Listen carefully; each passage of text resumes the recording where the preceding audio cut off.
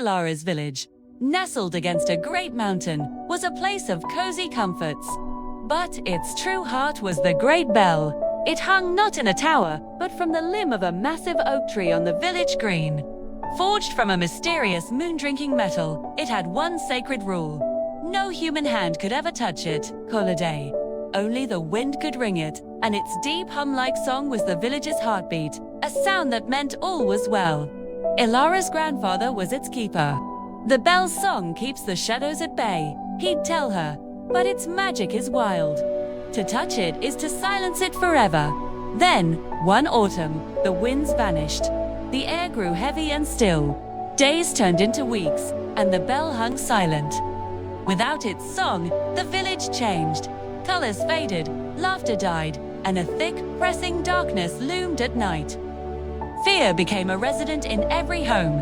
Ilara watched her grandfather grow pale with worry, pleading with the sky for a breeze that never came. A deep sadness settled in her own heart. One starless night, a desperate thought took root. Asterisk, what if I could push the branch?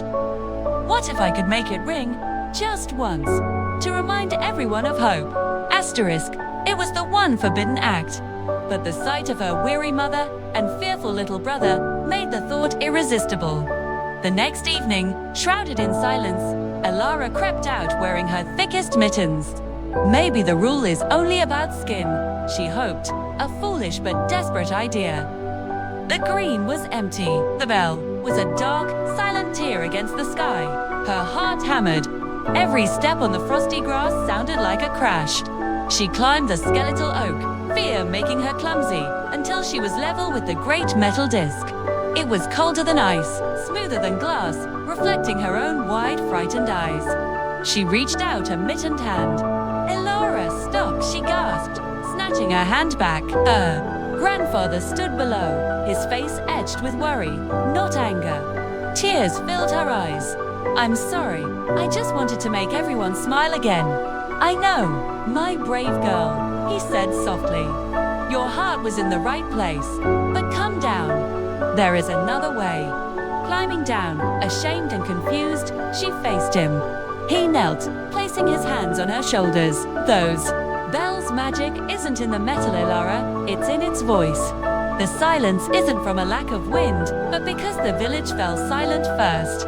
Our fear built a wall the wind cannot cross. He looked up at the bell. The old stories say that in times of deepest silence, the bell can be woken by a different song. A true song from the heart of the village itself. What song? Ilara whispered. The one we've forgotten, he said. The song of thanks and joy from the harvest feast. But the villagers were too scared to sing. They were hiding. They will need a leader, her grandfather said. Someone to sing the first note, alone, into the darkness. It takes a different kind of courage, Ilara understood. She looked from his hopeful face to the dark, silent windows. She was terrified. What if she sang and no one joined?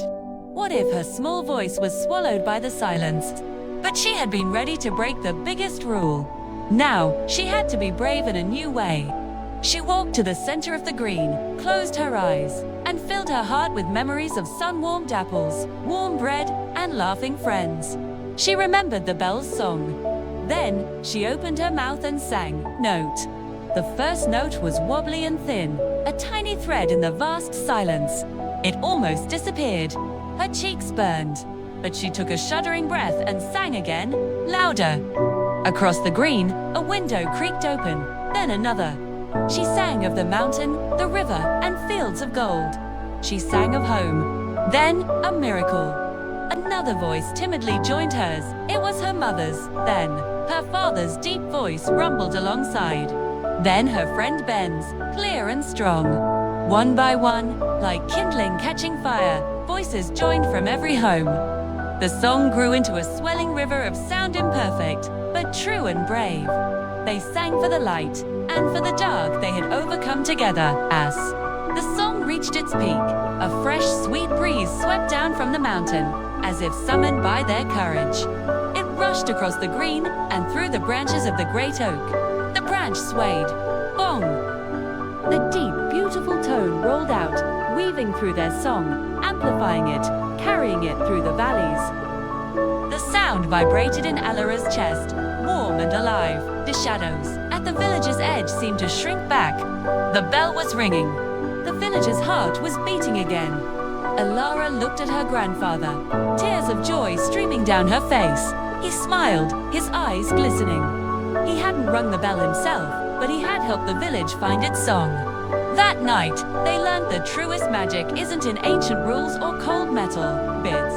In the courage to sing a song of light when surrounded by dark tan, as Elara held her mother's hand, listening to the beautiful, familiar hum. She knew the most powerful magic of all was what they made together.